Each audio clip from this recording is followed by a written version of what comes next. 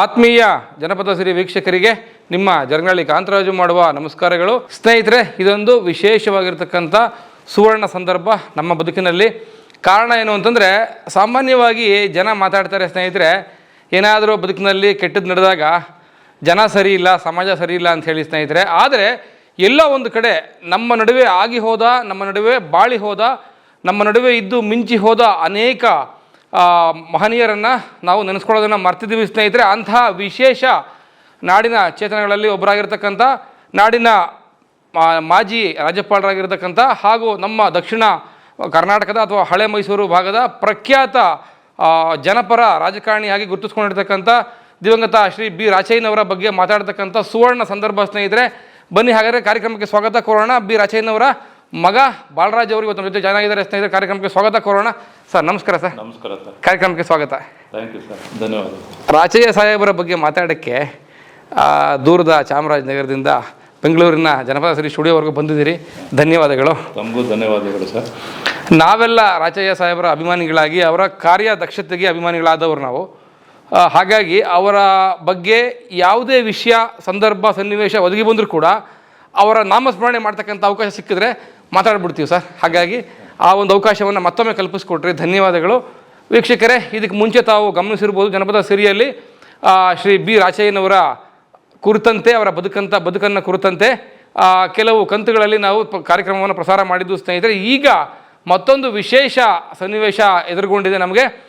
ಕಾರಣ ಏನಪ್ಪ ಅಂತಂದರೆ, ಶ್ರೀ ರಾಚಯ್ಯನವರ ಸ್ವಗ್ರಾಮ ಆಲೂರಿನಲ್ಲಿ ನಿರ್ಮಾಣವಾಗ್ತಿರ್ತಕ್ಕಂಥ ಅವರ ಶಾಶ್ವತ ಸ್ಮಾರಕದ ಉದ್ಘಾಟನೆಯನ್ನು ಇದೇ ಆಗಸ್ಟ್ ತಿಂಗಳ 10ನೇ ತಾರೀಕು ನಾಡಿನ ಗೌರವಾನ್ವಿತ ಮುಖ್ಯಮಂತ್ರಿಗಳಾದ ಶ್ರೀ ಸಿದ್ದರಾಮಯ್ಯನವರ ಅಮೃತ ಹಸ್ತದಿಂದ ನೆರವೇರಿಸಿದ್ದಾರೆ ಸ್ನೇಹಿತರೆ.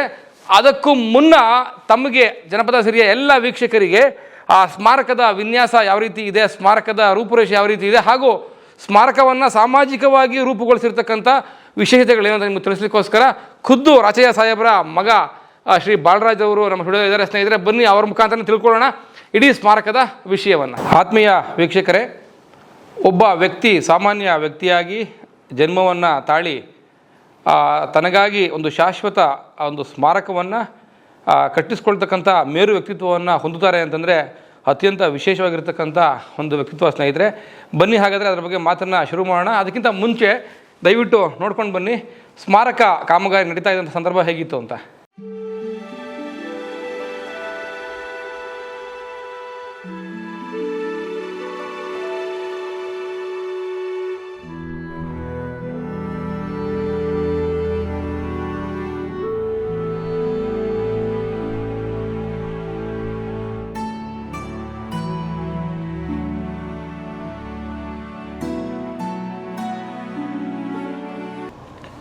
ಸ್ನೇಹಿತರೆ ನಮಸ್ಕಾರ.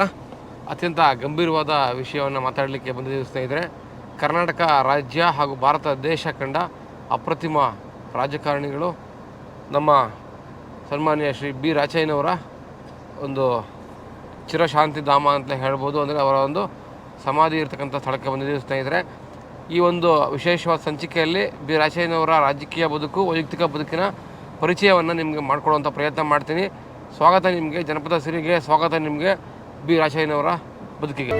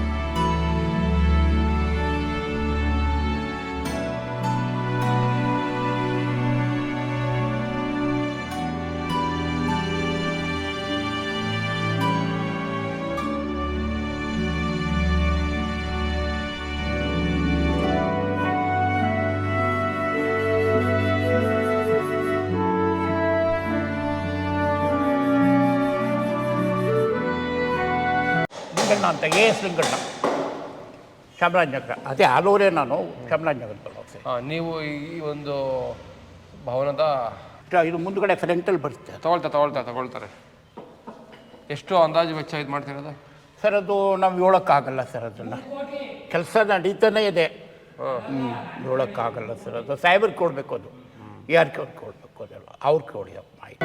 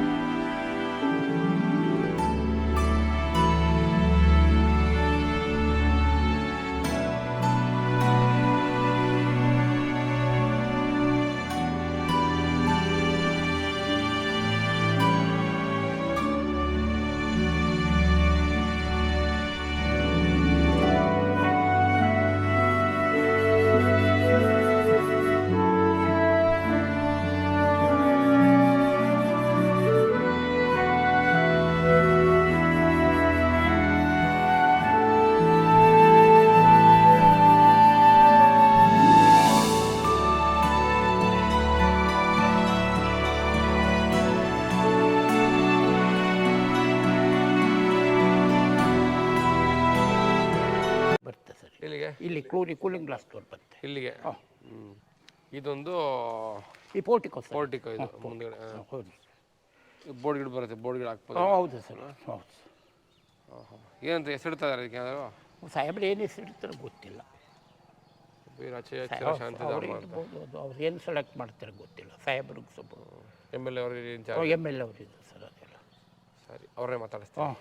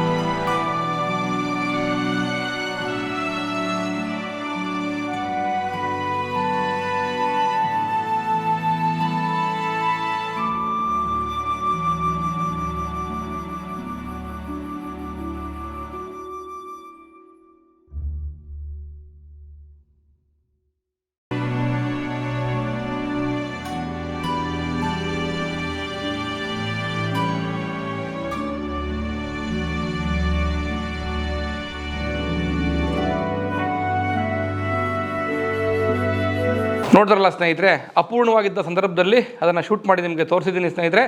ಹಾಗಾದರೆ ಬನ್ನಿ ಕೇಳೋಣ, ಬಾಲರಾಜ್ ಸರ್ ಇದ್ದಾರೆ. ಈ ಸ್ಮಾರಕದ ಮುಖ್ಯ ಉದ್ದೇಶ ಏನು, ಏನೆಲ್ಲ ವಿಷಯಗಳನ್ನ ಒಳಗೊಂಡಿದೆ ಆ ಸ್ಮಾರಕ ಅಂತ ಕೇಳೋಣ. ಸರ್ ನಮಸ್ಕಾರ. ನಮಸ್ತೆ ಸರ್. ಸರ್, ಬಿ ರಾಚಯ್ಯನವ್ರ ಬಗ್ಗೆ ಮಾತಾಡೋದಕ್ಕೆ ನಂಗೆ ಭಾಳ ಸಂತೋಷ. ಯಾವಾಗಲೂ ನಾಡುಕೊಂಡ ಅಪ್ರತಿಮ ರಾಜಕಾರಣಿಗಳು ಹಾಗೂ ಉತ್ತಮ ನಾಯಕರು ಕೂಡ ಅನೇಕ ಇತ್ತೀಚಿನ ರಾಜಕಾರಣಿಗಳಿಗೆ ಉದಾಹರಣೆಯಾಗಿ ಅಥವಾ ಮಾರ್ಗದರ್ಶಕರಾಗಿ ನಿಲ್ಲಬಲ್ಲಂತಹ ಒಂದು ಮೇರು ವ್ಯಕ್ತಿತ್ವವನ್ನು ಹೊಂದಿರತಕ್ಕಂಥವ್ರು. ಕಳೆದ ಬಾರಿ ಮಾತಾಡ್ತಾ ನೀವು ಮಾತಾಡ್ಕೊಂಡಿದ್ವಿ ಏನಂದರೆ, ಸಾಂಸ್ಕೃತಿಕ ಜಗತ್ತಿಗೆ ಚಾಮರಾಜನಗರದ ಕೊಡುಗೆ ಡಾಕ್ಟರ್ ರಾಜ್ಕುಮಾರ್ ಅವರಾದರೆ, ರಾಜಕೀಯ ಕ್ಷೇತ್ರಕ್ಕೆ, ಸಾಮಾಜಿಕ ಸೇವಾ ಕ್ಷೇತ್ರಕ್ಕೆ ಅತ್ಯಂತ ದೊಡ್ಡ ಕೊಡುಗೆ ಶ್ರೀ ಬಿ ರಾಚಯ್ಯನವರು ಅಂತ. ಹಾಗಾಗಿ ಹೇಳಿ, ಈಗ ರಾಚಯ್ಯನವರ ಸ್ಮಾರಕ ಉದ್ಘಾಟನೆ ನಡೀತಾ ಇದೆ ಇವತ್ತು. ಆ ಸ್ಮಾರಕದ ಉದ್ದೇಶ ಏನು, ಅದು ಹೇಗೆ ಶುರುವಾಯಿತು ಅಂತ, ಅಂದರೆ ರಾಚಯ್ಯನವರ ಹೆಸರಿಗೆ ಒಂದು ಸ್ಮಾರಕವನ್ನು ಮಾಡಬೇಕು ಅಂತ ವಿಷಯ ಹೇಗೆ ಶುರುವಾಯಿತು ಅಂತ? ಸರ್, ಅದು ನಮ್ಮ ತಂದೆಯವರು 2000ನೇ ಇಸ್ವಿಲಿ ತೀರ್ಕೊಂಡ್ರು. ಅವ್ರಿಗೆ 78 ವರ್ಷಗಳಾಗಿದ್ದಾಗ. ಅದಾದಮೇಲೆ ನಾವು ನಮ್ಮ ಕುಟುಂಬದಿಂದ ವರ್ಷ ಅವರ ಕಾರ್ಯಕ್ರಮಗಳನ್ನು ನಮ್ಮ ಒಂದು ಒಟ್ಟು ಕುಟುಂಬದ ಜಮೀನಿನಲ್ಲಿ ಎಲ್ಲಿ ಸಮಾಧಿ ಮಾಡಿದ್ವಿ ಅಲ್ಲಿ ನಾವು ಮಾಡ್ಕೊಂಡು ಬರ್ತಾಯಿದ್ವಿ. ಪ್ರತಿ ವರ್ಷವೂ ಕೂಡ ಅವರು ಒಬ್ಬ ಬಹುದೊಡ್ಡ ರಾಜಕಾರಣಿ ಆದ್ದರಿಂದ ಪ್ರತಿ ವರ್ಷವೂ ಕೂಡ ಅವರು ಮಾಡಿದಂಥ ಸಂದರ್ಭದಲ್ಲಿ ಒಂದು 3,000 to 4,000 ಜನ ಅಲ್ಲಿ ಒಂದು ಅವರ ಪುಣ್ಯಸ್ಮರಣೆ ದಿನ ಸೇರ್ತಾಯಿದ್ರು, ಅಭಿಮಾನಿಗಳು. ಹಾಗಾಗಿ ಅದು ನಿಲ್ತಾನೆ ಇರಲಿಲ್ಲ. ಒಂದು 5 ವರ್ಷ 6 ವರ್ಷ ಅದು ಕಂಟಿನ್ಯೂಸ್ ಆಗಿ ಬರ್ತಾಯಿತ್ತು. ನಾವು ನಮ್ಮ ತಂದೆಯವರ ಮಕ್ಕಳಾಗಿ ನನ್ನ ಸೋದರರಂತ ಹಿರಿಯ ಸೋದರ ಅಂತ AR ಕೃಷ್ಣಮೂರ್ತಿಯವರು ಮತ್ತು ನಮ್ಮ ಎಲ್ಲ ಕುಟುಂಬದವರು ಮಾಡ್ತಾಯಿದ್ವಿ. ವಿಶೇಷ ಏನಂತಂದರೆ 2016ನೇ ಇಸ್ವಿಲಿ ಸನ್ಮಾನ್ಯ ಮುಖ್ಯಮಂತ್ರಿಗಳಾದಂಥ ಸಿದ್ದರಾಮಯ್ಯ ಸಾಹೇಬರು ಮೊದಲನೇ ಬಾರಿಗೆ ಅವರು ಮುಖ್ಯಮಂತ್ರಿ, ಕರ್ನಾಟಕ ರಾಜ್ಯದ ಮುಖ್ಯಮಂತ್ರಿಯಾಗಿ ವಹಿಸ್ಕೊಳ್ತಾರೆ. ಅವರು ತಮ್ಮ ಚೊಚ್ಚಲ ಫೈನಾನ್ಸ್ ಬಡ್ಜೆಟಲ್ಲಿ ಅವರೇ ಸ್ವತಃ ನಾವ್ಯಾರು ನಮ್ಮ ಕುಟುಂಬದಿಂದ ಯಾರು ಕೂಡ ನಾವು ಸ್ಮಾರಕ ಮಾಡಿಕೊಡಿ ಅಂತ ಮನವಿ ಕೊಟ್ಟಿರಲಿಲ್ಲ. ಅವರೇ ನಮ್ಮ ತಂದೆಯವರ ಈ ರಾಜ್ಯಕ್ಕೆ ಮತ್ತು ಈ ರಾಷ್ಟ್ರಕ್ಕೆ ಕೊಟ್ಟಂಥ ಕೊಡುಗೆಯನ್ನು ನೆನಪು ಮಾಡಿಕೊಂಡು ಅವರು 1 ಕೋಟಿ ಬಿಡುಗಡೆ ಮಾಡ್ತಾರೆ. ಅದರಲ್ಲಿ 3 ಜನ ಪ್ರತಿಭಾವಂತರು ಕೂಡ ಇರ್ತಾರೆ. ಅದರಲ್ಲಿ ಮೊದಲನೇವರು ನಮ್ಮ ತಂದೆಯವರು, 2ನೇವರು ಬಿ ಬಸಲಿಂಗಪ್ಪನವರು, 3ನೇವರು ಎನ್ ರಾಚಯ್ಯನವರು. ಸೊ ಇವರ ಒಂದು ಕೊಡುಗೆಯನ್ನು ಅವ್ರು ನೆನಪು ಮಾಡಿಕೊಂಡು ತಲಾ 1 ಕೋಟಿಯನ್ನು ಅವ್ರು ಬಿಡುಗಡೆ ಮಾಡ್ತಾರೆ. ಹಾಗಾಗಿ ಆ ಸ್ಮಾರಕಕ್ಕೆ ಚಾಲನೆ ಕೊಟ್ಟವರು ಸನ್ಮಾನ್ಯ ಮುಖ್ಯಮಂತ್ರಿಗಳಾದಂಥ ಸಿದ್ದರಾಮಯ್ಯ ಸಾಹೇಬರು. 2017ನೇ ಇಸ್ವಿಲಿ ಸಿದ್ದರಾಮಯ್ಯ ಸಾಹೇಬ್ರೆ ಬಂದು ಅಲ್ಲಿ ಶಂಕುಸ್ಥಾಪನೆಯನ್ನು ಮಾಡ್ತಾರೆ. ಸೊ ಅದಾದಮೇಲೆ ಅದಕ್ಕೆ ಒಂದು ರೂಪುರೇಷವನ್ನು ಅದಾಗೆ ಈಗ 1 ಕೋಟಿಗೆ ಬಿಡುಗಡೆ ಅಂತ ಹಣದಲ್ಲಿ ಏನು ಮಾಡಬೇಕು ಅಂತ ಯೋಚನೆ ಮಾಡ್ತಾ ಇರ್ಬೇಕಾದ್ರೆ ಕಿಶೋರ್ ಚಂದ್ರ ಅಂತ ಖ್ಯಾತ ವಿನ್ಯಾಸಗಾರರು, ಮೈಸೂರು ಯೂನಿವರ್ಸಿಟಿಯನ್ನು ಮಾಡಿದಂಥ ಖ್ಯಾತ ವಿನ್ಯಾಸಗಾರರು, ಆರ್ಕಿಟೆಕ್ಟು, ಅವರು ಜಿಲ್ಲಾ ಆಡಳಿತ ಅವ್ರಿಗೆ ಸಜೆಸ್ಟ್ ಮಾಡ್ತಾರೆ. ಅವ್ರ ಮುಂದೆ ಬಂದು ನಾನು ಅದನ್ನು ಮಾಡಿಕೊಡ್ತೀನಿ ಅಂತ ಹೇಳ್ತಾರೆ ಡಿಸೈನ್ನ. ಅದೊಂದು ಶ್ವೇತವರ್ಣದ ಒಂದು ಭವನ, ಬಿಳಿ ಬಣ್ಣದ ಭವನ, ಪರಿಶುದ್ಧವನ್ನು ತೋರಿಸುವಂಥ ಒಂದು ಸಂಕೇತವಾಗಿ ಅದೊಂದು. ಸೊ ಹಾಗಾಗಿ ಅಲ್ಲಿ ಸುಮಾರು 10,000 ಸ್ಕ್ವೇರ್ ಫೀಟಲ್ಲಿ ಕೆಳ ಹಂತ ಮೇಲ್ಹಂತದಲ್ಲಿ ಒಂದು ಸ್ಪೇಸನ್ನು ಮಾಡ್ತಾಯಿದ್ದಾರೆ. ಆ ಸ್ಪೇಸಲ್ಲಿ ಅವರು ಏನು ಸಮಾಧಿ ಸ್ಥಳ ಇತ್ತು ಅದನ್ನು ಹಾಗೆ ಉಳಿಸ್ಕೊಂಡಿದ್ದೀವಿ. ಆ ಸಮಾಧಿಯನ್ನು ಉಳಿಸ್ಕೊಂಡು ಸುತ್ತ ಒಂದು ಹಾಲನ್ನು ಮಾಡಿದ್ದೀವಿ, ಕೆಳಗಡೆ ಮತ್ತು ಮೇಲ್ಗಡೆ. ಮತ್ತು 1 ಎಕರೆ 11 ಗುಂಟೆನ ನಾವು ಈ ಪ್ರದೇಶದಲ್ಲಿ ಈ 10,000 ಸ್ಕ್ವೇರ್ ಫೀಟಲ್ಲಿ ಭವನ ಆಗಿರೋದು. ಸೊ ಹಾಗಾಗಿ ಈ ಭವನದಲ್ಲಿ ಸುಮಾರು 120ರಿಂದ 140 ಛಾಯಾಚಿತ್ರಗಳು ನಮ್ಮ ತಂದೆಯವರು ಏನು ಅವರು ನಡೆದು ಬಂದಂಥ ದಾರಿ, ಅವರು ವಿದ್ಯಾರ್ಥಿಯಾಗಿದ್ದಾಗ, ತದನಂತರ ಲಾ ಗ್ರ್ಯಾಜುಯೇಟ್ ಆದಾಗ ಪ್ರದರ್ಶನ, ಅವರ ಜೀವನದ ಒಂದು ಚರಿತ್ರೆಯನ್ನು ಇದನ್ನು ವರ್ಣನೆ ಮಾಡುವಂಥ ಛಾಯಾಚಿತ್ರಗಳನ್ನು ನಾವು. ಆಲೂರಿನ ಸಾಮಾನ್ಯ ರೈತ ಬಸವಯ್ಯನವರ ಮಗನಾಗಿ ಹುಟ್ಟಿದ ರಾಚಯ್ಯನವರು ಮುಖ್ಯ ರಾಜ್ಯಪಾಲರಾಗಿ ನಿವೃತ್ತ ಅಲ್ಲಿವರೆಗೂ ಇರ್ತಕ್ಕಂಥ ಚಿತ್ರಗಳು ಎಲ್ಲವೂ ಅವರು ತೀರ್ಕೊಂಡಿರೋವರೆಗೂ ಆ ಫೋಟೋಗಳನ್ನು ಅಲ್ಲಿರ್ತದೆ. ಖುಷಿ ವಿಷಯ ಏನು ಗೊತ್ತಾ ಸರ್, ನೋಡಿ ರಾಜಕೀಯದಲ್ಲಿ ಇತ್ತೀಚೆಗೆ ಮಾಯವಾಗಿರೋದೇನು ಗೊತ್ತಾ, ಋಣ ಸಂದಾಯ ಅಂತ. ಅಂದರೆ ತಮ್ಮನ್ನು ಕೈ ಹಿಡಿದು ಬೆಳೆಸಿದಂತಹ ಹಿರಿಯ ಗುರುಗಳಿಗೆ ಒಂದು ನಮನವನ್ನು ಸಲ್ಲಿಸ್ತಕ್ಕಂಥ, ಕೃತಜ್ಞತೆಯನ್ನು ಸಲ್ಲಿಸ್ತಕ್ಕಂಥ ಸಂಸ್ಕೃತಿ ಇವತ್ತು ಮಾಯವಾಗಿದೆ. ಯಾಕೆ ಈ ಮಾತನ್ನು ನೆನಪಿಸ್ಕೊಳ್ತಾ ಇದ್ದೀನಿ ಅಂದರೆ, ನಮ್ಮ ಅಧ್ಯಯನದಲ್ಲಿ ನಾವು ತಿಳ್ಕೊಂಡಿರೋದೇನು ಅಂದರೆ, ಇವತ್ತಿನ ನಮ್ಮ ನಾಡಿನ ಗೌರವಾನ್ವಿತ ಮುಖ್ಯಮಂತ್ರಿಗಳನ್ನು ಮೊಟ್ಟ ಮೊದಲನೇ ಬಾರಿಗೆ ಅವರ ನಾಯಕತ್ವವನ್ನು ಗುರುತಿಸಿ ಅವರನ್ನು ಕೈ ಹಿಡಿದು ಕರ್ಕೊಂಡು ಬಂದು ಮಂತ್ರಿಯನ್ನು ಮಾಡಿದ್ದು ರಾಚಯ್ಯ ಸಾಹೇಬರು ಅಂತ. ಅದು ನಾವು ಕೇಳಿದ್ದೀವಿ, ಕಥೆಗಳಲ್ಲಿ ಓದಿದ್ದೀವಿ ಕೂಡ ನಾವು ಅದನ್ನು. ಇವ್ರಿಗೆ ಪೊಟೆನ್ಷಿಯಾಲಿಟಿ ಇದೆಯಲ್ಲ, ಇವ್ರಿಗೆ ಶಕ್ತಿ ಇದೆಯಲ್ಲ, ಇವ್ರಿಗೆ ಮಂತ್ರಿ ಮಾಡಬೇಕು ಅಂತ ಹೇಳಿ ಸಿದ್ದರಾಮಯ್ಯನವರ ನಾಯಕತ್ವ ಗುಣವನ್ನು ಮೊದಲನೇ ಬಾರಿಗೆ ಗುರುತಿಸಿದವರು ರಾಚಯ್ಯ ಸಾಹೇಬರು ಅಂತ ಹೇಳಿ.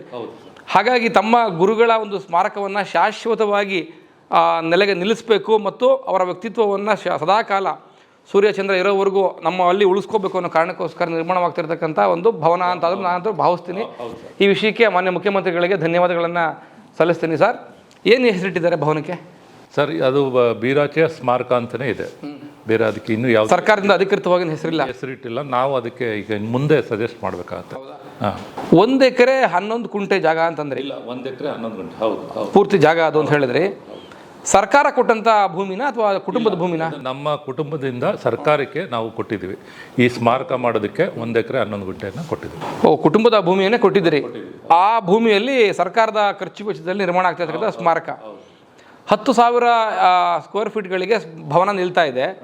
ಮಿಕ್ಕ ಜಾಗದಲ್ಲಿ ಉಳಿದ ಜಾಗದಲ್ಲಿ ಒಂದು ಹ್ಯಾಂಪಿ ಥಿಯೇಟರ್ ಅಂತ ಬರುತ್ತೆ, ಹೊರಾಂಗಣ ಥಿಯೇಟರ್ ಅಂತ ಬರುತ್ತೆ.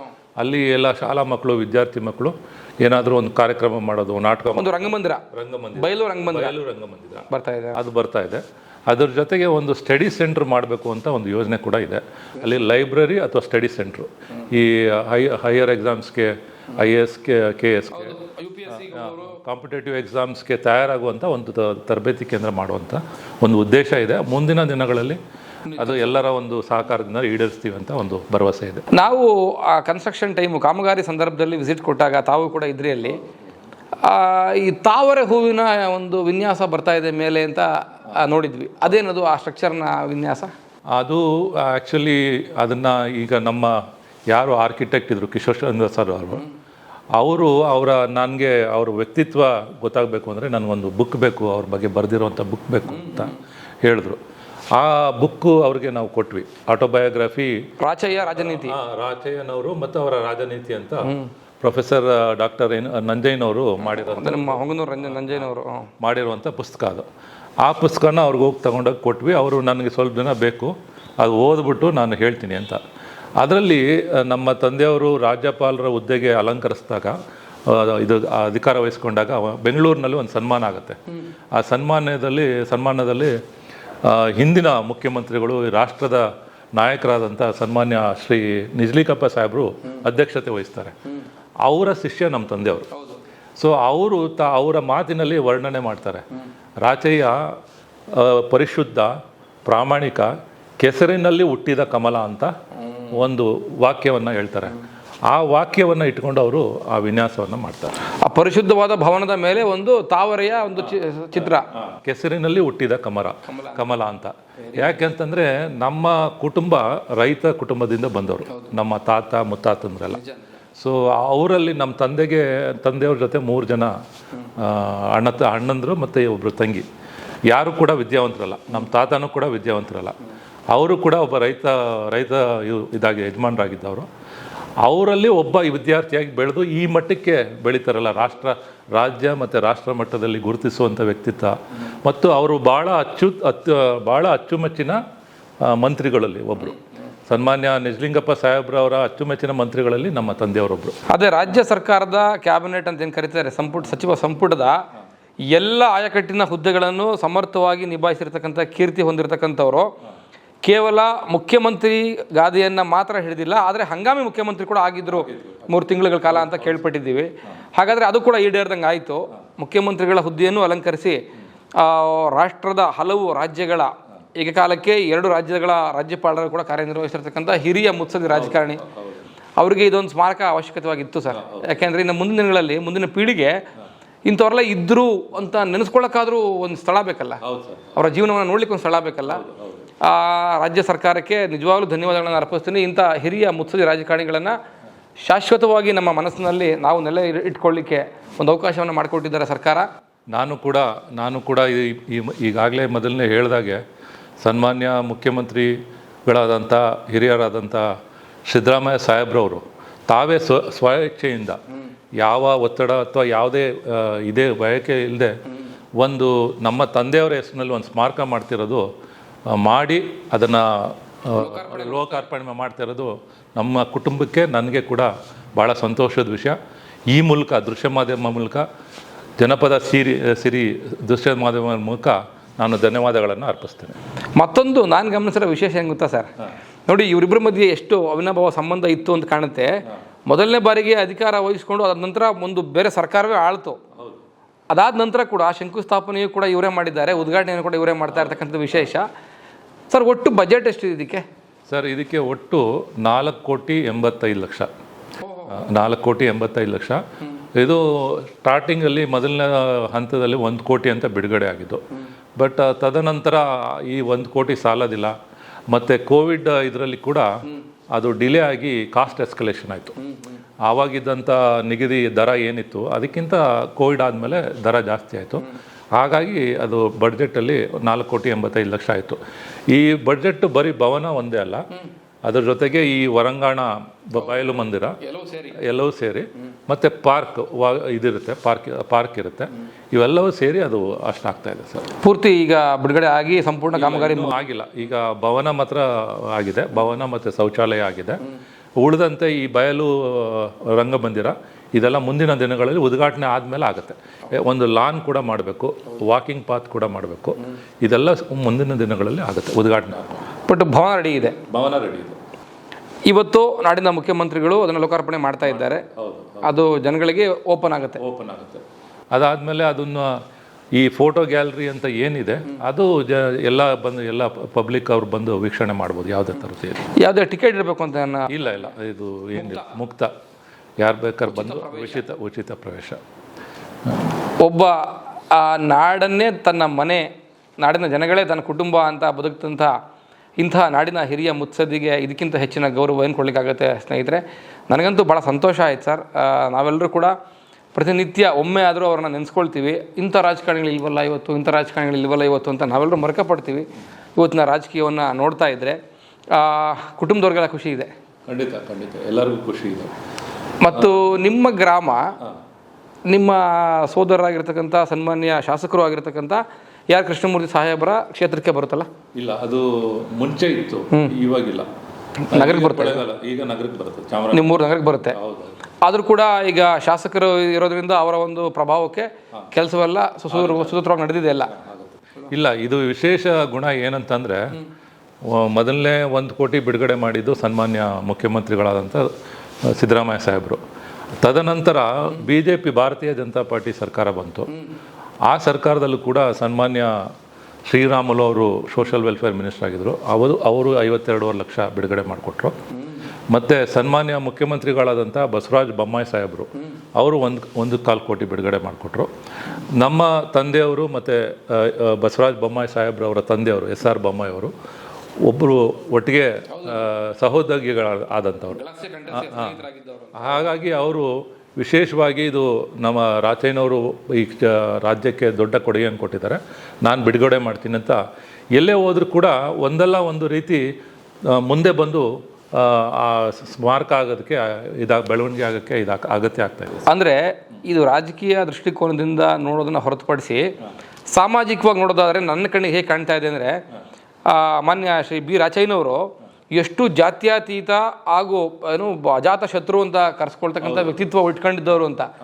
ರಾಜಕೀಯ ಪಕ್ಷಗಳು ಬದಲಾದರೂ ಕೂಡ ರಾಚಯ್ಯನವರ ಸ್ಮಾರಕಕ್ಕೆ ಹಣ ಬಿಡುಗಡೆ ಮಾಡಿ ಆ ಕಾಮಗಾರಿ ನಡೀಲಿ ಅಂತ ಹೇಳ್ತಾರೆ ಅಂದರೆ ಎಲ್ಲರೊಟ್ಟಿಗೆ ಅವ್ರು ಹೇಗಿದ್ರು, ಎಲ್ಲರ ಜೊತೆನೂ ಒಂದು ಅವಿನಾಭಾವ ಸಂಬಂಧ ಇದೆ ಅಲ್ವಾ? ಯಾವುದೇ ದ್ವೇಷದ ಇದಿರಲಿಲ್ಲ. ನನ್ನ ಜನಾಂಗಕ್ಕೆ ಒಳಿತು ಮಾಡಬೇಕು ಅಂತ ಬೇರೆಯವ್ರನ್ನ ದ್ವೇಷ ಮಾಡ್ತಿದ್ರು. ಎಲ್ಲರೂ ಸಮಾಜದಲ್ಲಿ ಎಲ್ಲರೂ ಬೆಳಿಬೇಕು ಅನ್ನೋ ಉದ್ದೇಶ ಇಟ್ಕೊಂಡಿದ್ದಾರೆ. ಸರ್, ಜನಪದ ಸಿರಿ ಕನ್ನಡ ವಾಹಿನಿಯಿಂದ ಅಥವಾ ವೈಯಕ್ತಿಕವಾಗಿ ನನ್ನ ಕಡೆಯಿಂದ ಮುಖ್ಯಮಂತ್ರಿಗಳಿಗೆ ಒಂದು ಮನವಿ ಇದೆ. ಹೇಳಿ. ಮಾನ್ಯ B ರಾಚಯ್ಯನವರ ಹೆಸರಿನಲ್ಲಿ ಚಾಮರಾಜನಗರದ ಒಂದು ಜೋಡಿ ರಸ್ತೆ ಇದೆ. ಅದಕ್ಕೆ ಒಂದು ಕಮಾನ್ ಇತ್ತು ಇದಕ್ಕೆ ಮುಂಚೆ ಅಂತ ಹೇಳ್ತಾರಲ್ಲಿ. ಆ ಕಮಾನ್ ಇಲ್ಲ ಈಗ. ಆ ಒಂದು ಕಮಾನು ಮತ್ತು ಅಲ್ಲಿ ರಾಚಯ್ಯನವರ ಒಂದು ಪ್ರತಿಮೆ ಬರಬೇಕು ಅನ್ನೋ ನನ್ನ ವೈಯಕ್ತಿಕ ಬಯಕೆ. ದಯವಿಟ್ಟು ಮುಖ್ಯಮಂತ್ರಿಗಳಿಗೆ ಒಂದು ಮನವಿ ಕೊಡಿ ಕುಟುಂಬದಿಂದ. ನಾನು ಕೂಡ ಈ ಮುಖಾಂತರ ಕೇಳ್ಕೊಳ್ತೀನಿ, ಸಿದ್ದರಾಮಯ್ಯ ಸಾಹೇಬ್ರೆ ದಯವಿಟ್ಟು B ರಾಚಯ್ಯ ಜೋಡಿ ರಸ್ತೆಗೆ ಒಂದು ಕಮಾನನ್ನು ಮಾಡಿಸಿ ಅಲ್ಲೊಂದು ಪ್ರತಿಮೆಯನ್ನು ಸರ್ಕಲಲ್ಲಿ ಇಟ್ಟರೆ ತುಂಬ ಸೂಚ್ಯ ಅಂತ ನಾನಾದರೂ ಭಾವಿಸ್ತೀನಿ. ಒಂದು ವಿಷಯ ಸರ್. ಮತ್ತು ಕುಟುಂಬದಲ್ಲಿ ಹೆಣ್ಮಕ್ಳೆಲ್ಲ ಸಂತೋಷಪಟ್ಟಿದ್ದಾರೆ. ಎಲ್ಲರಿಗೂ ಸಂತೋಷ ಆಗಿದೆ ಸರ್. ಎಲ್ಲ ನಮಗೆ ಒಟ್ಟು ನಾವು 7 ಜನ ಇದ್ದೀವಿ. ಅದರಲ್ಲಿ ಎಲ್ಲರೂ ಸಂತೋಷದಿಂದ ಇದೊಂದು ಕೊಡುಗೆ ಇದು ಆಗಬೇಕಾಗಿತ್ತು ಅತ್ಯಗತ್ಯವಾಗಿ. ಯಾಕೆಂದರೆ ನಮ್ಮ ತಂದೆಯವರು ಸುಮಾರು 50 ವರ್ಷಗಳ ಕಾಲ ರಾಜಕೀಯ ಜೀವನದಲ್ಲಿ ಇದ್ದವರು. ಸೊ ಅವರು ವಿದ್ಯಾರ್ಥಿ ದಶೆಯಿಂದಲೇ ಒಂದು ಈ ಸ್ವತಂತ್ರ ಹೋರಾಟದಲ್ಲಿ ಭಾಗಿಯಾಗಿದ್ದವರು. ಮತ್ತು ಈ ಜಿಲ್ಲೆಯಲ್ಲಿ ಮೊದಲನೇ ಗ್ರ್ಯಾಜುಯೇಟ್ ಆಗಿದ್ದವರು ನಮ್ಮ ತಂದೆಯವರು. ಹಾಗಾಗಿ ಅವರು ಉದ್ದಕ್ಕೂ ಅವರ ಜೀವನದಲ್ಲಿ ಉದ್ದಕ್ಕೂ ಸಾಧನೆ ಮಾಡ್ಕೊಂಡೇ ಬಂದಿದ್ದಾರೆ. ಅದನ್ನು ಒಂದು ತಿಳಿಸುವಂಥ, ಈಗಿನ ಜನತೆಗೆ ತಿಳಿಸುವಂಥ ಒಂದು ಕಾರ್ಯಕ್ರಮ ಇದು. ಹಾಗಾಗಿ ನಮ್ಮೆಲ್ಲ ಕುಟುಂಬದ ವರ್ಗದವ್ರಿಗೆ ಖುಷಿಯಾಗಿದೆ. ಸರ್ಕಾರದ ಕಾರ್ಯಕ್ರಮಗಳನ್ನು ಹೊರತುಪಡಿಸಿ ನಿಮ್ಮ ಕುಟುಂಬದಿಂದ ಏನೆಲ್ಲ ವಿಶೇಷತೆಗಳು ಇಟ್ಕೊಂಡಿದ್ದೀರಿ ಇವತ್ತು ಕಾರ್ಯಕ್ರಮದಲ್ಲಿ? ಇಲ್ಲಿ ಏನಂತಂದರೆ ಈ ಏನು ಫೋಟೋ ಗ್ಯಾಲರಿ ಅಂತ ಇದೆ, ಆ ಫೋಟೋ ಗ್ಯಾಲರಿ ಸಂಪೂರ್ಣವಾಗಿ ನಾವೇ ಕೊಟ್ಟಿರೋದು. ನಾವು ಅದನ್ನು ಪ್ರಿಸರ್ವ್ ಮಾಡಿಕೊಂಡು ಸುಮಾರು ಒಂದು 800 ಫೋಟೋಗಳಿತ್ತು. ಅದರಲ್ಲಿ ನಾವೊಂದು 180 ಫೋಟೋಗಳನ್ನ ಸೆಲೆಕ್ಟ್ ಮಾಡಿ ವಿಶೇಷವಾಗಿ ಅದರಲ್ಲಿ ಇನ್ನೂ ಒಂದು ಇದು ಮಾಡಿ 140ಕ್ಕೆ ನಾವು ಇಳಿಸಿದ್ವಿ. ಆ ಕೊಡುಗೆಯನ್ನು ನಾವೇ ಕೊಟ್ಟಿದ್ದೀವಿ. ಸಚಿವಾಲಯದ ಒಂದು ರೆಕಾರ್ಡ್ ರೂಮ್ನಲ್ಲಿ ಕೂಡ ಒಂದು ಹಲವಾರು ಫೋಟೋಸ್ ಇರಬೇಕು. ಇವರು ಸಭೆಯಲ್ಲಿ ಭಾಗವಹಿಸಿದಾಗ ತೆಗೆದಂಥ ಫೋಟೋಗಳು ಅದೆಲ್ಲ ಇರಬೇಕು ಅಂತ ಕಾಣುತ್ತೆ. ಅದು ಬರಲಿ. ರಾಜ್ಯಪಾಲರಾದಾಗ ಬೇರೆ ರಾಜ್ಯಕ್ಕೆ ಹೋದಾಗ ಅಲ್ಲಿದ್ದ ಫೋಟೋಸು ಅದು ಇದೆ, ಇದೆಲ್ಲವೂ ನೋಡೋಕೆ ಸಿಗುತ್ತೆ. ಆಮೇಲೆ ಅವರು ಡಿಗ್ರಿ ತಗೊಂಡಾಗ ಸರ್ಟಿಫಿಕೇಟು, ಅವರು ಲಾ ಮಾಡಿದಾಗ ಸರ್ಟಿಫಿಕೇಟು ಅದು ಕೂಡ ಇದೆ. ಮತ್ತು ಸೆನೆಟ್ ಮೆಂಬರ್ ಆಗಿ ಅವ್ರಿಗೆ ಆಯ್ಕೆ ಆದಾಗ ಅವ್ರು ಕೊಟ್ಟಂಥ ಸರ್ಟಿಫಿಕೇಟ್ ಇದೆ. ಮಂತ್ರಿ ಆದಂಥ ಸಂದರ್ಭದಲ್ಲಿ ಅವರು ತಗೊಳ್ತಾ ಇರೋಂಥ ಫೋಟೋಗಳು ಇವೆಲ್ಲ ಕೂಡ ಇದೆ. ಅದ್ರ ಜೊತೆಗೆ ಅವರ ಮದುವೆ ಫೋಟೋ ಇದೆಯಾ? ಮದುವೆ ಫೋಟೋ ಇಲ್ಲ. 1950 ಇಸ್ವಿಲಿ ಮದುವೆ ಆಗಿದ್ದು. ಸೊ ಆ ಸಂದರ್ಭದಲ್ಲಿ ಫೋಟೋಗಳು ಇತ್ತೇನೋ ಗೊತ್ತಿಲ್ಲ. ಒಟ್ಟಿನಲ್ಲಿ ಇನ್ವಿಟೇಷನ್ ಮಾತ್ರ ಇದೆ. ಇನ್ವಿಟೇಷನ್ ಇದೆ. ಆಗಸ್ಟ್ ನನಗೆ ನೆನಪಿಲ್ಲ ಸರಿಯಾಗಿ. ಒಟ್ಟಿನಲ್ಲಿ ಇನ್ವಿಟೇಷನ್ ಮಾತ್ರ ಇದೆ. ಸಾಯಂಕಾಲ ಮದುವೆ ಆಯ್ತಂತೆ 7 ಗಂಟೆಗೆ ಗೋಧೂಳಿ ಲಗ್ನದಲ್ಲಿ ಮದುವೆ ಆಗಿರೋದು ಊರಲ್ಲೇ.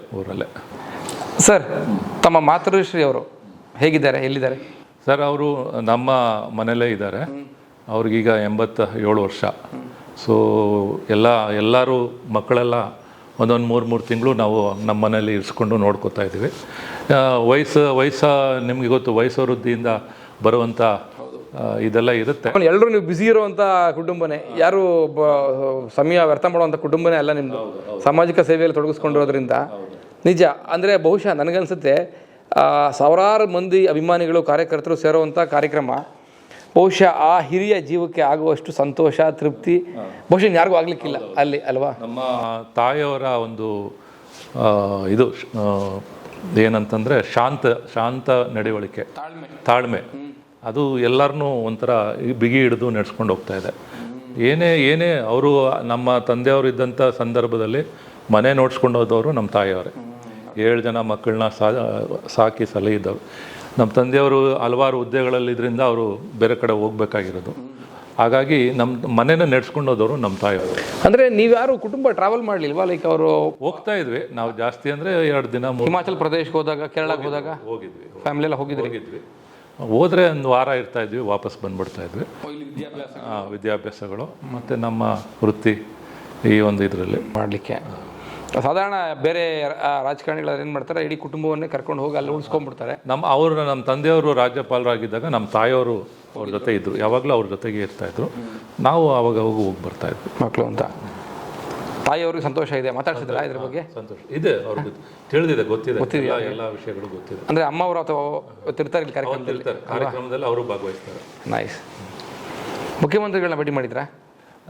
ನಾನು ಈಗ ರೀಸೆಂಟಾಗಿ ನಾನು ಮಾಡಿಲ್ಲ. ನಮ್ಮ ಅಣ್ಣನವರು ಹೋಗಿ ಅವ್ರಿಗೆ ಆಹ್ವಾನ ಪತ್ರಿಕೆಯನ್ನು ಹೋದ ವಾರ ಕೊಟ್ಬಿಟ್ಟು ಬಂದಿದ್ದಾರೆ. ಸೊ ಹಾಗಾಗಿ ಅವ್ರು ಬರ್ತೀನಿ ಅಂತ ಹೇಳಿದ್ದಾರೆ. ಸಿದ್ದರಾಮಯ್ಯ ಸಾಹೇಬರು, ಡಿ ಕೆ ಸಾಹೇಬರೆಲ್ಲ ಬರ್ತಾರೆ? ಎಲ್ಲ ಸಿದ್ದರಾಮಯ್ಯ ಸಾಹೇಬರು, ಉಪಮುಖ್ಯಮಂತ್ರಿಗಳಾದಂಥ ಡಿ ಕೆ ಶಿವಕುಮಾರ್ ಅವರು, ಸೋಷಿಯಲ್ ವೆಲ್ಫೇರ್ ಮಿನಿಸ್ಟರ್ ಆದಂಥ ಎಚ್ ಸಿ ಮಾದೇವಪ್ಪನವರು, KH ಪಾಟೀಲ್ ಅವರು ಕೂಡ ಬರ್ತಾರೆ. ಮತ್ತು ಜಿಲ್ಲಾ ಮಂತ್ರಿಗಳಾದ ವೆಂಕಟೇಶ್ ಅವರು, ಇನ್ನುಳಿದಂತೆ ಎಲ್ಲ ನಮ್ಮ ಪುಟ್ಟರಂಗ ಶೆಟ್ಟರು MLA ಪುಟ್ಟರಂಗ ಶೆಟ್ಟರು ಅವರು ಬರ್ತಾರೆ. ಉಳಿದಂತೆ ಎಲ್ಲ MLAಗಳು ಬರ್ತಾರೆ. ಕಾಂಗ್ರೆಸ್ ಪಕ್ಷದ ಎಲ್ಲ ಹಿರಿಯ ನಾಯಕರು ಬರ್ತಾ ಇದ್ದಾರೆ. ಒಂದು ಗೌರವ ಸಲ್ಲಿಸಬೇಕಾಗಿದೆ, ಅವ್ರ ಕರ್ತವ್ಯ, ಹಾಗೆ ಬರ್ತಾ ಇದ್ದಾರೆ ಅಂತ. ಊಟದ ವ್ಯವಸ್ಥೆ ಎಲ್ಲ ಮಾಡಿದಿರಿ ಬರುವಂಥ ಅಭಿಮಾನಿಗಳಿಗೆ? ಊಟದ ವ್ಯವಸ್ಥೆ ಆಗಿದೆ. ಒಂದು ಒಳ್ಳೆ ಸೂಕ್ತವಾದಂಥ ಒಂದು ಹೆಸರನ್ನ ಸೂಚನೆ ಮಾಡಿ. ಖಂಡಿತ ಸರ್, ಅದನ್ನು ಯೋಚನೆ ಮಾಡ್ತಾ ಇದ್ದೀವಿ. ಅದು ಒಂದು ಒಳ್ಳೆ ನೇಮ್, ಅದಕ್ಕೆ ಸ್ಮಾರಕಕ್ಕೆ ಒಂದು ಹೆಸರಿಡಬೇಕು ಅಂತ. ಸೊ ಹಾಗಾಗಿ ಅವರ ವ್ಯಕ್ತಿತ್ವಕ್ಕೆ ಹೊಂದಿಕೊಳ್ಳುವಂಥ, ಅವರ ವ್ಯಕ್ತಿತ್ವವನ್ನು ತೋರಿಸುವಂಥ ಒಂದು ಹೆಸರನ್ನು ಇಡಬೇಕು. ಒಂದು ವೆಬ್ಸೈಟ್ ಮಾಡೋದ್ರ ಮುಖಾಂತರ ಜನಗಳಿಗೆ ಕೂತಲ್ಲೇ ಅಂತರ್ಜಾಲದಲ್ಲೇ ಸ್ಮಾರಕದ ಬಗ್ಗೆ, ಅವರ ವ್ಯಕ್ತಿತ್ವದ ಬಗ್ಗೆ, ಬದುಕಿನ ಬಗ್ಗೆ ತಿಳಿಸ್ಕೊಡುವಂಥ ಪ್ರಯತ್ನ ಆಗಲಿ. ಮತ್ತು ಚಾಮರಾಜನಗರ ನನಗೂ ಸ್ವಲ್ಪ ಗೊತ್ತಿರೋದ್ರಿಂದ ಈ ಮಾದಾಪುರ ಗೇಟಿಂದಲೋ ಅಥವಾ ದೊಡ್ಡರಾಯಪೇಟೆ ಗೇಟಿಂದಲೋ ಊರಿಗೆ ಹೋಗಲಿಕ್ಕೆ ಸ್ಮಾರಕದ ಒಂದು ಬೋರ್ಡ್ಗಳು, ದಾರಿ ರೂಟ್ ಮ್ಯಾಪ್ ತೋರಿಸ್ಲಿಕ್ಕೆ ಇದೆಲ್ಲವನ್ನು ಮಾಡಿ ಇದನ್ನು ನಾವು ಜಿಲ್ಲಾಡಳಿತಕ್ಕೆ ನಾವು ಕೇಳ್ಕೊಂಡಿದ್ದೀವಿ. ಏನು ಅಲ್ಲಿ ಭವನ ಬರ್ತಾ ಇದೆ ಸ್ಮಾರಕ, ಆ ಸ್ಮಾರಕದ ಒರಿಜಿನಲ್ ಫೋಟೋಗ್ರಾಫ್ನ ಮಾದಾಪುರ ಗೇಟು ಮತ್ತು ಮೈಸೂರಿಂದ ಬಂದರೆ ಸಂತೆಮರಳಿ ಸರ್ಕಲ್ ಅಂತ ಏನು ಹೇಳ್ತೀವಿ ಅಲ್ಲೊಂದು ಆಗಬೇಕು. ಈ ಕಡೆ ಕೊಳ್ಳೇಗಾಲ ಹತ್ರ ಒಂದು ಕೂಡ ಹಾಕಬೇಕು. ಆಗ ಬರುವಂಥ ಅಲ್ಲಿ ಚಾಮರಾಜನಗರಕ್ಕೆ ಬರುವಂಥ ಪ್ರವಾಸಿಗರು ಅದನ್ನು ನೋಡಿದ್ರೆ ಅದನ್ನು ಆಕರ್ಷಣೀಯವಾಗಿ ನೋಡಿ ಅವರಲ್ಲಿ. ಪ್ರವಾಸೋದ್ಯಮ ಇಲಾಖೆಗೆ ಕೂಡ ಒಂದು ಮನವಿದೆ ಈ ಮುಖಾಂತರ. ಚಾಮರಾಜನಗರ ಜಾನಪದ ಕಲೆಗಳ ತವರೂರು, ಹಾಗೆ ಅದೇ ಥರ ಒಂದು ಧಾರ್ಮಿಕ ಕ್ಷೇತ್ರಗಳ ತವರೂರು, ಸಮೃದ್ಧವಾದ ಅರಣ್ಯ ಸಂಪತ್ತನ್ನು ತನ್ನದಾಗಿಸ್ಕೊಂಡಿರ್ತಕ್ಕಂಥ ಒಂದು ಜಿಲ್ಲೆ. ಈ ರೀತಿಯ ಅನೇಕ ಪ್ರವಾಸಿ ತಾಣಗಳ ಹೇಗೆ ನಿಮ್ಮ ಪ್ರವಾಸೋದ್ಯಮದ ಒಂದು ಗೈಡ್ನಲ್ಲಿ ಬಳಸ್ಕೊಂಡಿದ್ದೀರಿ, ಯಾವ್ಯಾವ ದಿಕ್ಕಲ್ಲಿ ಯಾವ್ಯಾವ ಮೂಲೆಯಲ್ಲಿ ಯಾವ್ಯಾವ ಪ್ರದೇಶಗಳಿದ್ದಾವೆ, ಸ್ಥಳಗಳಿದ್ದಾವೆ ಅಂತ ದಯಮಾಡಿ ಆಲೂರನ್ನು ಕೂಡ ಒಂದು ಮ್ಯಾಪಲ್ಲಿ ಸೇರಿಸಬೇಕು. ಬಿ ರಾಚಯ್ಯನವರ ಸ್ಮಾರಕವನ್ನು ಕೂಡ ಒಂದು ಪ್ರವಾಸಿ ತಾಣವಾಗಿ ಬೆಳೆಸೋದರಲ್ಲಿ ದಯವಿಟ್ಟು ಪ್ರವಾಸೋದ್ಯಮ ಇಲಾಖೆ ಗಮನ ಹರಿಸಬೇಕು ಅಂತ ಕೇಳ್ಕೊಳ್ತೀನಿ ಸರ್. ಅದು ನನ್ನ ಮನವಿ ಇತ್ತು ಸರ್ ನಂಗೆ. ಅದಕ್ಕೆ ಏನಿವೆ ಭಾಳ ಸಂತೋಷ ಆಯ್ತು ಸರ್ ನನಗೆ ರಾಚಯ್ಯ ಸಾಹೇಬ್ರ ಬಗ್ಗೆ ಈ ನಮ್ಮ ಜನಪದ ಸಿರಿ ಸ್ಟುಡಿಯೋದಲ್ಲಿ ಕೂತ್ಕೊಂಡು ಅವ್ರ ನಾಮಸ್ಮರಣೆ ಮಾಡಲಿಕ್ಕೆ ನಮ್ಗೆ ಎಷ್ಟೋ ಒಂದು ಪಾಸಿಟಿವ್ ಎನರ್ಜಿ ಕ್ರಿಯೇಟ್ ಆಗಿಬಿಟ್ಟಿದೆ ಇಲ್ಲಿ ಅಂತ ನನಗೆ ಭಾವಿಸ್ಕೊಳ್ತೀನಿ ನಾನು. ಈ ಒಂದು ಸುಂದರ ಒಂದು ಸಂದರ್ಭವನ್ನು ಒದಗಿಸ್ಕೊಟ್ರಿ ಬಂದು ತಮ್ಗೆ ಧನ್ಯವಾದಗಳು. ತಮಗೂ ಕೂಡ ಧನ್ಯವಾದಗಳು. ನಾನು ಕೂಡ ಜನಪದ ಸಿರಿ ದೃಶ್ಯ ಮಾಧ್ಯಮಗಳಿಗೆ ಈ ಮೂಲಕ ನಮ್ಮ ತಂದೆಯವರ ಸ್ಮಾರಕದ ಉದ್ಘಾಟನೆ ಸಮಾರಂಭ, ಅದಕ್ಕೆ ಮುಂಚೆ ಇದು ಬಿಲ್ಡಿಂಗ್ ಕನ್ಸ್ಟ್ರಕ್ಷನ್ ಆಗ್ತಾಯಿದ್ದ ತಾವು ಬಂದು ವಿಸಿಟ್ ಮಾಡಿ ವಿವರಣೆಗಳನ್ನು ತಗೊಂಡಿದ್ರಿ. ಹಾಗಾಗಿ ಈ ಮೂಲಕ ನಮ್ಮ ತಂದೆಯವರ ಏನು ಅವರು ನಡೆದು ಬಂದ ದಾರಿಯನ್ನು ದೃಶ್ಯ ಮಾಧ್ಯಮಗಳಲ್ಲಿ ತಾವು ಅದನ್ನು ಕೊಡೋದಕ್ಕೆ ಪ್ರಯತ್ನ ಪಡ್ತಾ ಇದ್ದೀರಾ. ಹಾಗಾಗಿ ಅದಕ್ಕೆ ನನ್ನ ವೈಯಕ್ತಿಕವಾಗಿ ಮತ್ತು ನಮ್ಮ ಕುಟುಂಬದ ಪರವಾಗಿ ತಮಗೆ ಧನ್ಯವಾದ ಸರ್. ಏನಂದರೆ ನೋಡಿ, ನಾವು ಮಾಡಿರ್ತಕ್ಕಂಥ ಕೆಲಸ ಚಾಮರಾಜನಗರದ ಪತ್ರಕರ್ತರು ಹಾಗೂ ಸಾಹಿತ್ಯ ಪರಿಷತ್ತಿನ ಮಾಜಿ ಅಧ್ಯಕ್ಷರು ಆದಂಥ ಬಿ ರಾಚಯ್ಯನವರ ಒಡನಾಡಿ ಕೂಡ ಅಂತ ಹೇಳ್ಬೋದಾದಂಥ ಮಾನ್ಯ ಲಕ್ಷ್ಮೀ ನರಸಿಂಹ ಅವರು ಕಂಡಂತಹ ನೇರವಾಗಿ ಅವರ ಬದುಕಿನ ಅನುಭವಗಳನ್ನ ಹಂಚ್ಕೊಂಡಿದ್ರು ಕಂತುಗಳಲ್ಲಿ. ಅದನ್ನು ನೋಡಿದ್ರಿ ಮತ್ತು ತಾವು ಮಾತಾಡಿದ್ರಿ. ಇದೆಲ್ಲ ಮಾತಾಡಿದ ನಂತರ ತುಂಬ ಜನ ಈಗಲೂ ಕೂಡ ನನಗೆ ಫೋನ್ ಮಾಡ್ತಾರೆ. ಒಂದಷ್ಟು ಜನ ಫೋನ್ ಮಾಡಿ, ಸರ್ ಅದೆಲ್ಲ ಒಂದು ಬಂಡಲ್ ಮಾಡಿ ಒಂದು DVD ಥರ ಮಾಡಿಕೊಡಿ ನನಗೆ, ಅಥವಾ ಒಂದನ್ನೇ ಮಾಡಿ ಹಾಕಿ ಎಲ್ಲ ಕಂತುಗಳನ್ನ ಸೇರಿ ಒಂದೇ ಮಾಡಿ ಹಾಕಿ ಅಂತೆಲ್ಲ ಕೇಳ್ತಾರೆ ಸರ್. ಭಾಳ ಖುಷಿಯಾಗುತ್ತೆ ನನಗೆ. ಅಂತಹ ಧೀಮಂತ ನಾಯಕನ ಬಗ್ಗೆ ನೆನಪಿಸ್ಕೊಳ್ಳೋದು ನಮ್ಮ ಬದುಕಿನಲ್ಲಿ ನಾವು ಮಾಡಿರ್ತಕ್ಕಂಥ ಪುಣ್ಯ ಅಂತ ನಾನು ಭಾವಿಸ್ತಾ ಸ್ಟುಡಿಯೋವರೆಗೂ ಬಂದು ತಂದೆಯವ್ರ ಬಗ್ಗೆ 4 ಮಾತಾಡೋದಕ್ಕೆ, ಸ್ಮಾರಕದ ಬಗ್ಗೆ ವಿವರಣೆ ಕೊಟ್ಟಿದ್ದಕ್ಕೆ ಧನ್ಯವಾದಗಳು ಸರ್. ಧನ್ಯವಾದಗಳು.